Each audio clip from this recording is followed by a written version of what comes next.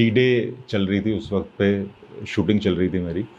और अचानक से फ़ोन आता है घर से छोटे भाई का कि ऐसे ऐसे पापा जो है अनकॉन्शियस हो गए हैं और बात नहीं कर रहे हैं, एंड देन हम लोग हॉस्पिटल में लेके जा रहे हैं। तो मैंने तुरंत जो है अपना टिकट कराया, मैं वहाँ पहुँचा और हॉस्पिटल में थे हम लोग। और डॉक्टर ने उस वक्त तो वेगली बोला कि हो सकता है ये ट्यूमर था उनको, ब्रेन ट्यूमर। तो उन्होंने बोला कि हो सकता है कि ये कैंसरिक हो और कैंसर हो, और अगर ये कैंसर है तो 6 महीने से ज़्यादा शायद नहीं है। तो मुझे वो पल तो बहुत ही अलग पल थे अविनाश भाई। वो तो ऐसे थे कि मैं तुरंत ही वहाँ से, मैं और मेरा छोटा भाई वहाँ से निकले, और रूम के बाहर एक जीना था, वहाँ जाके फूट फूट के रोने लगे। क्योंकि कभी सबसे बड़ा एक सपोर्ट जो होता है वो बाप रहता है। तो मेरा तो यहाँ बॉम्बे में जब हम लोग थे तो मुझे तो पता था ना कि मैं कुछ भी कर सकता हूँ, पीछे पापा हैं, पैसे के लिए हो या कोई भी कभी दिक्कत होगी।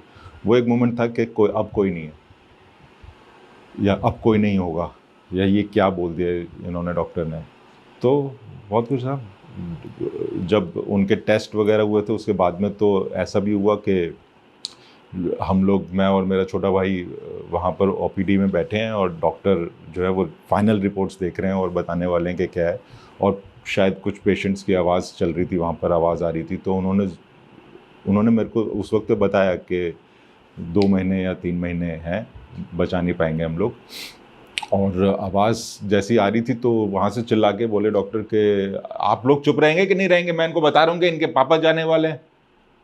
और हम सिर्फ दोनों भाई उनको देख रहे थे कि वो तो शोर मचा रहे हैं, आप जिस तरीके से बोल रहे हो। तो बहुत बट मज़ेदार टाइम बीता उनके जाने से पहले। उनके साथ दोस्ती हुई, पोस्टर्स बना के उनके दिखाए। लिए, हाँ, पोस्टर्स बनाए उनको एक जब भी वो किसी डिप्रेशन में जाते थे तो उनको एक हौसला देने के लिए कहानी रची जाती थी। उनको बताया नहीं था कि उनको कैंसर है।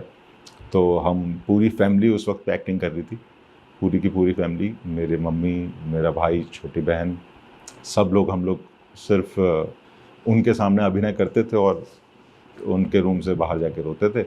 बट बहुत कुछ सीखने को मिला। बहुत कुछ सीखने को ये मिला कि ज़िंदगी ज़िंदा दिली का नाम है, वो था।